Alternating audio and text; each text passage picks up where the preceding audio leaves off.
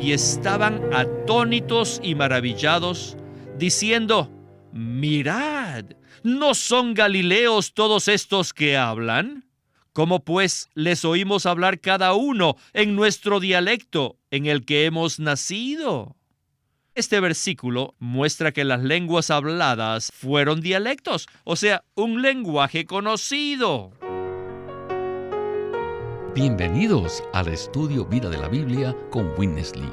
Un estudio completo, detallado y riguroso, libro por libro, desde Génesis hasta Apocalipsis, que se centra en experimentar a Cristo como vida a fin de cumplir el propósito eterno de Dios.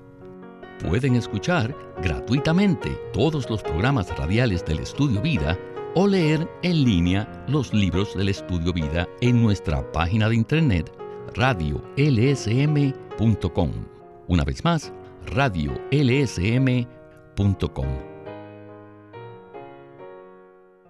El día de Pentecostés, descrito en Hechos 2, ha fascinado a los creyentes desde el primer siglo, pues muchos acontecimientos significativos en la historia de la Iglesia se remontan a ese periodo de tiempo. Hoy examinaremos uno de los eventos que ocurrió en aquel día, el hablar en lenguas, y presentaremos de forma clara el derramamiento del Espíritu Santo. Y aquí está con nosotros Alberto Santiago para comentar acerca de este estudio vida que es tan importante. Saludos, Alberto. Realmente me gozo de estar aquí nuevamente para tener comunión acerca de este tema. Alberto, en los últimos programas hemos tocado un asunto muy importante que quisiera recalcar antes del mensaje de hoy. En Juan 20:22 vimos que los discípulos fueron llenos del Espíritu Santo esencialmente, y en Hechos 2 fueron llenos del Espíritu Santo económicamente. Se dijo también que lo primero fue un llenar esencial, o sea, un llenar interno, que tiene que ver con la vida y el vivir espirituales, y que lo segundo fue un llenar externo, o sea, un llenar económico, que tiene que ver con la obra y el ministerio. Por ello, me gustaría que usted nos comentara algo más al respecto. ¿Qué le parece? Nuestra comunión respecto a ser llenos del Espíritu deben tomar en cuenta dos puntos cruciales. Y lo primero que quisiera recalcar es el hecho de que el Espíritu es uno solo. Así como lo afirma Efesios 4:4, que dice un solo Espíritu.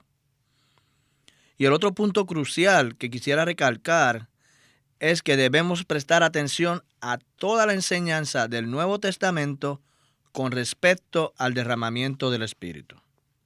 Es un hecho de que en Juan 20, el Cristo resucitado, el Cristo neumático, el Cristo como el Espíritu, sopló en los discípulos y les dijo: recibid el Espíritu Santo.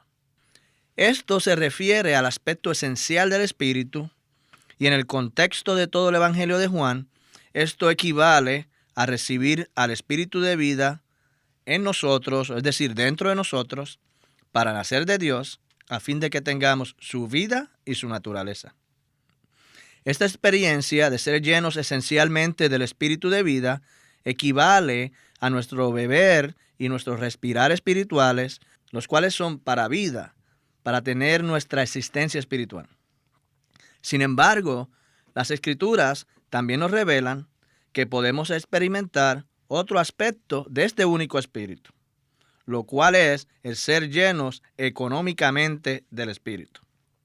Por ejemplo, en Lucas 24:49 habla de que seamos investidos con poder desde lo alto.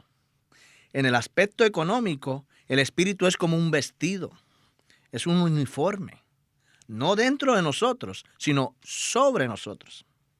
Hay un solo Espíritu, pero el Nuevo Testamento muestra el hecho de que podemos experimentar a este único Espíritu, por un lado como vida dentro de nosotros, lo cual es llamado el Espíritu de vida, y por otro lado también podemos experimentar a este único Espíritu como poder sobre nosotros, lo que es llamado el Espíritu de poder. Así que es un solo Espíritu en dos aspectos. Ahora, A fin de tener la vida de Dios y crecer en dicha vida divina, necesitamos experimentar el aspecto esencial de este espíritu, siendo llenos de él como el espíritu de vida. Pero a fin de llevar a cabo la obra de Dios, necesitamos experimentar el otro aspecto del espíritu, el aspecto económico, siendo llenos del espíritu exteriormente, como nuestra vestimenta, como nuestro uniforme, como nuestra vestidura de poder y autoridad. Y estamos de acuerdo que esto no es un punto fácil de entender, pero creo que es importante y es crucial que lo veamos para así comprender no solamente el libro de Hechos, sino también la manera en que Dios se mueve en su economía. Así que el libro de los Hechos revela que nosotros necesitamos cumplir con nuestra responsabilidad de predicar el Evangelio y dar testimonio de este Cristo resucitado. Sin embargo, esto envuelve una batalla espiritual. Y para la batalla espiritual, no solamente necesitamos la vida por dentro, sino que también necesitamos que el vestido, el poder, la autoridad, el uniforme sobre nosotros. Así que podemos concluir que el Nuevo Testamento en su totalidad nos revela que podemos ser llenos de este único espíritu en más de una manera. En el aspecto esencial, como el espíritu de vida, es decir, como nuestro alimento y agua de vida, y por el otro lado, en el aspecto económico, como el aspecto de poder, es decir, como el viento recio, el uniforme, el vestido. A fin de llevar a cabo el mover de Dios, debemos ser fortalecidos, vestidos y ser cubiertos por el Espíritu, no en el aspecto de vida, sino como poder. Si realmente estamos dispuestos a evaluar nuestra experiencia a la luz de estas dos grandes verdades, número 1, de que hay un solo Espíritu, y número 2, de que debemos tomar en cuenta toda la enseñanza de las Escrituras respecto a este único Espíritu, entonces seremos guardados de irnos a los extremos y nuestro entendimiento será ¿qué? Balanceado, equilibrado y certero. Y como resultado de esto, vamos a ser ¿qué? Flexibles para recibir en comunión a todos los creyentes, ya sea que le den más énfasis a un aspecto del Espíritu que al otro. De esta manera, vamos a ser ¿qué? Fieles a la verdad en cuanto al Espíritu y al testimonio del Espíritu en el Nuevo Testamento. Alberto, aprecio mucho esta palabra porque en el programa de hoy hablaremos de un tema muy delicado entre el pueblo de Dios, que es la práctica de hablar en lenguas. Y así como muchos promueven esta práctica cristiana, también hay otros que se oponen a ella. Por eso nuestra carga, o sea, nuestro anhelo y deseo ante el Señor en este estudio vida es simplemente buscar al Señor en su palabra para que Él nos ilumine. ¿Qué tal entonces si leemos Hechos capítulo 2, versículo 4? Dice así la Escritura: y fueron todos llenos del Espíritu Santo, y comenzaron a hablar en diversas lenguas, según el Espíritu les daba expresarse. Alberto, me gustaría que usted nos comentara algo más al respecto. En general, no debemos leer la Biblia siendo motivados por el deseo de encontrar versículos para respaldar o para apoyar una idea que ya hemos preconcebido. No. Por eso, no debemos leer Hechos para defender una posición que ya hemos adquirido de antemano respecto al hablar en lenguas, ya sea para atacarla o para promoverla. Debemos ser sencillos y equilibrados en nuestro deseo de conocer la verdad y estar genuinamente abiertos para recibir a todos los creyentes. Esa debe ser nuestra actitud. Confío en el Señor que hemos tocado el tono apropiado para hablar acerca de este tema. Comencemos ya entonces el estudio vida con Witness Lee. Leamos con cuidado el versículo 4. Hechos 2:4 dice: y fueron todos llenos del Espíritu Santo, y comenzaron a hablar en diversas lenguas, según el Espíritu Santo les daba expresarse. La palabra todos aquí es un modificador, y ha sido un punto de mucha discusión. ¿Cree usted, gramaticalmente hablando, que esta palabra todos modifica a los dos predicados de este versículo? Esto es, fueron llenos y comenzaron a hablar. Necesitamos discernimiento para saber si la palabra todos modifica a ambos predicados o solamente al primero. Conocer esto es crucial, porque si modifica a ambos, entonces el versículo 4 diría que todos hablaron en lenguas. Pero, si lee cuidadosamente, gramaticalmente notará que el todos modifica únicamente a fueron llenos, indicando que todos fueron llenos del Espíritu Santo, pero que no todos hablaron en lenguas. Si Lucas hubiera querido decir que todos hablaron en lenguas, él hubiera usado nuevamente la palabra todos. Entonces la gramática nos demuestra que el versículo 4 no indica que todos los que fueron llenos del Espíritu Santo comenzaron a hablar en diversas lenguas. Supongamos que dijésemos, todos los santos vinieron a la reunión y empezaron a orar. Esto significa que sí, todos vinieron a la reunión. Pero, ¿significaría eso que todos oraron? Ciertamente no. Asimismo, el versículo 4 tampoco declara que todos los que fueron llenos del Espíritu Santo hablaron en lenguas. Hoy en día, muchos insisten que la palabra todos en Hechos 2:4 modifica tanto el segundo predicado como al primero. Y apoyándose en este versículo, ellos afirman que en el día de Pentecostés, cada uno de los 120 hablaron en lenguas.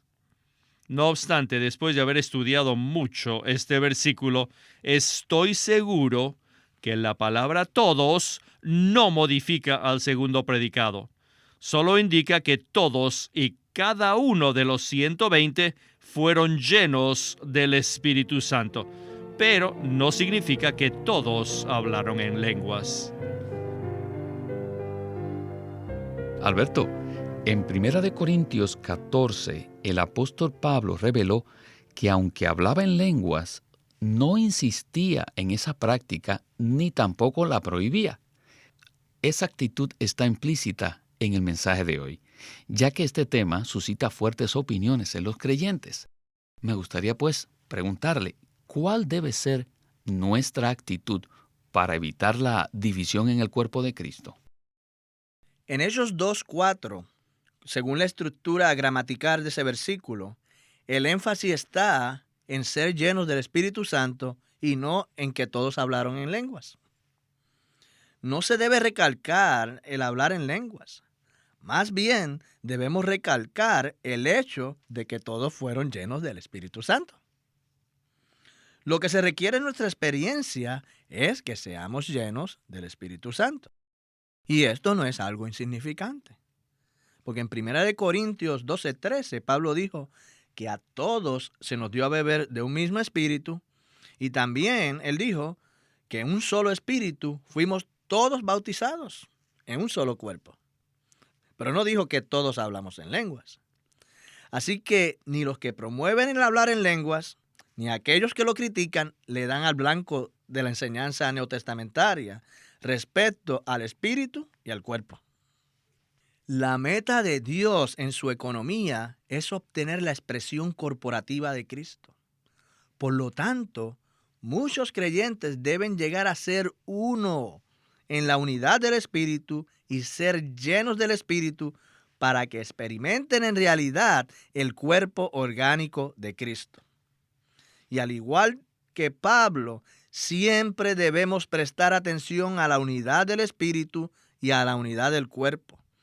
De este modo, seremos genuinamente balanceados, equilibrados. Y este equilibrio se ve en 1 Corintios 14 y en particular en el versículo 39, donde Pablo, por un lado, nos anima a profetizar para edificar la iglesia, pero por otro lado, para guardar la unidad, Él también nos exhorta a que no prohibamos el hablar en lenguas. Así que, además de tener claridad con respecto a la verdad, debemos tocar el espíritu que también estaba en los apóstoles.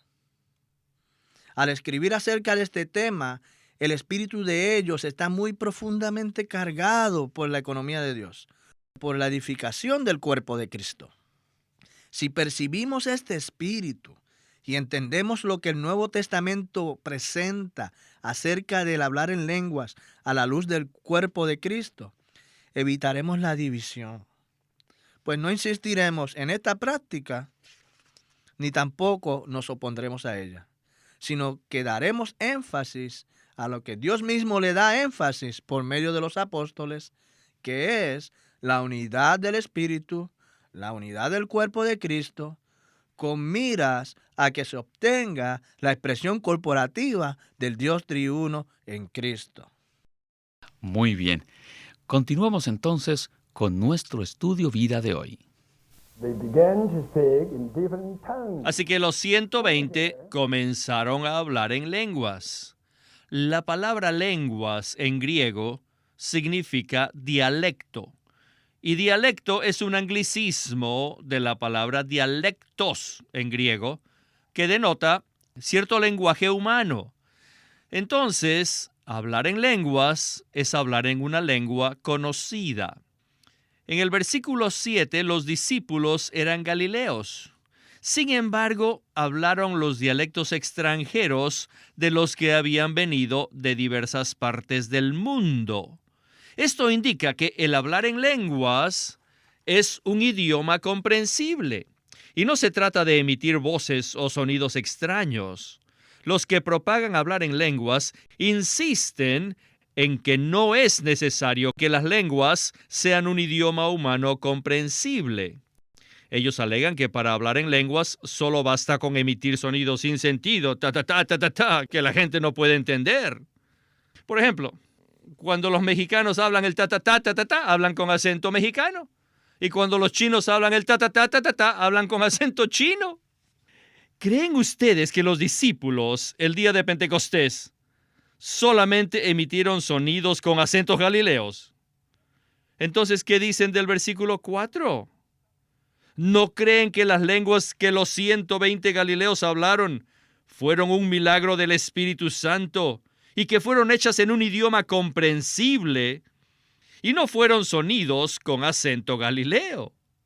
El versículo 6 dice, y hecho este estruendo, se juntó la multitud y estaban confusos porque cada uno les oía hablar en su propio dialecto.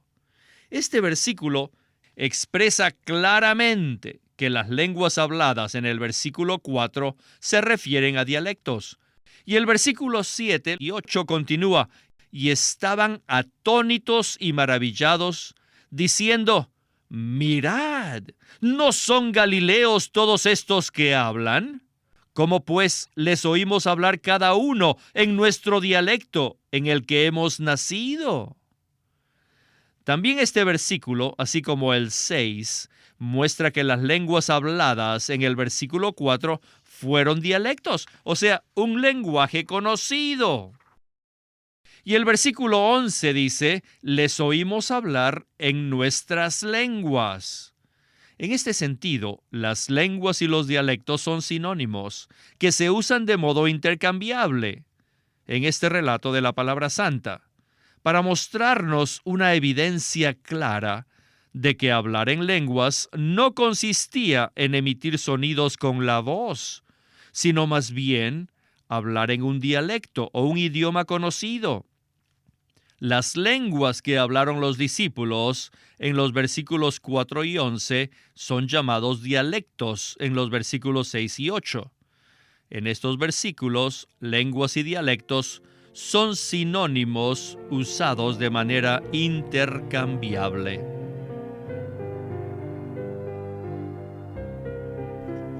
Bueno, se acaba de presentar el segundo punto importante en cuanto a la manifestación de lenguas el día de Pentecostés. La palabra griega glosa, que se traduce como lenguas, se refiere a dos cosas en este capítulo.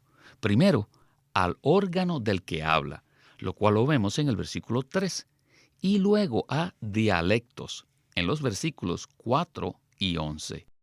Ahora, Alberto, en el contexto de Hechos y en todo el Nuevo Testamento, ¿son estas dos palabras sinónimas? Y si es así, ¿qué implica esto? El relato de Hechos, especialmente al presentar el uso doble de esta palabra griega glosa, muestra que el hablar en lenguas el día de Pentecostés fue el hablar de dialectos genuinos, de verdaderos idiomas. En Pentecostés no se emitieron sonidos incomprensibles. Es crucial que seamos fieles al relato presentado en el Nuevo Testamento en cuanto a hablar en lenguas. Las lenguas que se hablaron en ese día eran dialectos, eran idiomas humanos. Por eso fue que las personas pudieron entender lo que se habló allí y aún pudieron recibir en su propio idioma el Evangelio de Cristo. Así que este debe ser el énfasis. El Nuevo Testamento nos indica que el hablar genuino en lenguas el día de Pentecostés fue el hablar milagroso de idiomas humanos.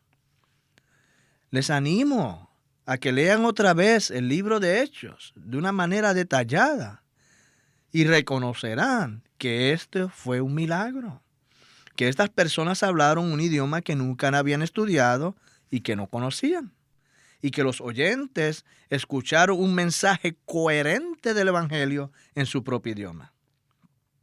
Y el hecho de que la palabra glosa se use de una manera doble en esta porción de la Escritura nos da una evidencia contundente de que el verdadero y milagroso hablar en lenguas revelado en el Nuevo Testamento se refiere a hablar dialectos humanos genuinos.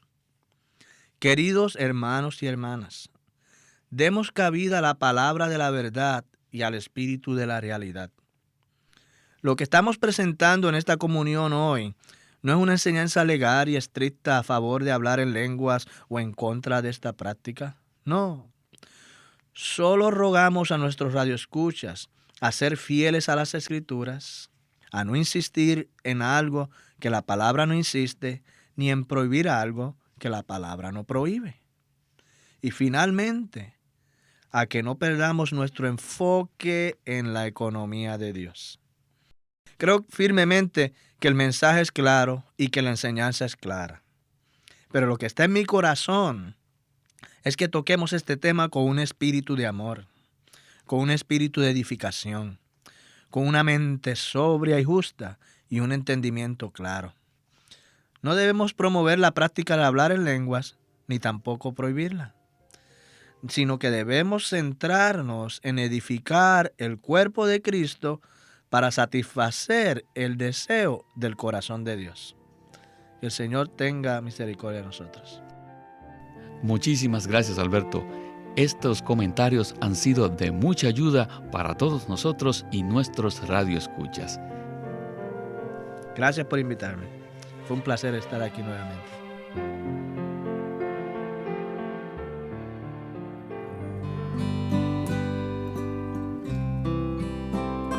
El día de hoy queremos presentarles un libro titulado El Plan Eterno de Dios, en el cual Watchman Nee presenta el plan que Dios tiene desde la eternidad, el cual sobrepasa con creces la satisfacción de nuestras esperanzas y de nuestros anhelos personales. Dios tiene su propio deseo, su propia meta, y no descansará hasta que el último vestigio de rebeldía sea eliminado del universo y todo quede sujeto a Cristo. Y en este plan, la Iglesia juega un papel muy importante. La Iglesia está en medio de la lucha universal entre Dios y su enemigo Satanás. Esta lucha comenzó cuando se rebeló y se extendió cuando corrompió al hombre. Y ahora la responsabilidad de derrotar a Satanás recae sobre la Iglesia en la medida que ésta se esfuerza, mediante la revelación y la oración, por defender los intereses de Dios sobre la tierra y eliminar todo indicio de la influencia satánica. Watchman Nee presenta la posición única del hombre y el privilegio que tiene la Iglesia de cumplir el plan eterno de Dios. En estos breves mensajes llenos de luz, este autor nos muestra cómo Dios decidió actuar por medio del hombre y de la iglesia para llevar a cabo su deseo eterno de reunir todas las cosas en Cristo. No se olviden, este libro se titula El Plan Eterno de Dios, escrito por Watchman Nee. Watchman Nee llegó a ser cristiano en la China continental en 1920, a los 17 años de edad, y ese mismo año comenzó a producir sus primeros escritos. En casi 30 años de ministerio se demostró claramente que él era un don especial que el Señor dio a su cuerpo con el fin de adelantar su obra en esta era. En 1952 fue encarcelado por su fe en Cristo y permaneció en la prisión hasta su muerte en 1972. Sus palabras, sus escritos, continúan siendo una rica fuente de revelación y provisión espiritual para el pueblo cristiano de todo el mundo. Witness Lee nació en 1905 y fue criado en una familia cristiana. A la edad de 19 años fue completamente capturado para Cristo, a quien se entregó incondicionalmente para predicar el Evangelio el resto de su vida. Al comienzo de su servicio al Señor, conoció a Watchman Nee, quien ya era reconocido predicador, maestro y escritor, y con él sirvió en la casa publicadora llamada Librería Evangélica de Shanghai. En 1949, Witness Lee fue enviado por el hermano Nee y sus colaboradores a que saliese del país a Taiwán para asegurarse que lo que el Señor les había dado no se perdiera. Y allí comenzó la obra de predicación y publicación, por lo que también experimentó la abundante bendición del Señor. En 1962, el hermano Lee recibió la carga de ir al occidente y fue y se estableció en California. En 1965, el hermano Lee estableció el Living Stream Ministry, una corporación sin fines de lucro en Anaheim que oficialmente representa el ministerio de Watchman Nee como el de sí mismo. Este ministerio enfatiza la experiencia de Cristo como vida y la unidad práctica de los creyentes. La Santa Biblia versión recobro con sus notas explicativas, y también encontrarán folletos, himnos, varias publicaciones periódicas y libros en formato electrónico. Por favor, visite nuestra página de internet libroslsm.com. Una vez más, libroslsm.com. O llámenos a nuestro teléfono gratuito 1-800-810-1149. 1-800-810-1149.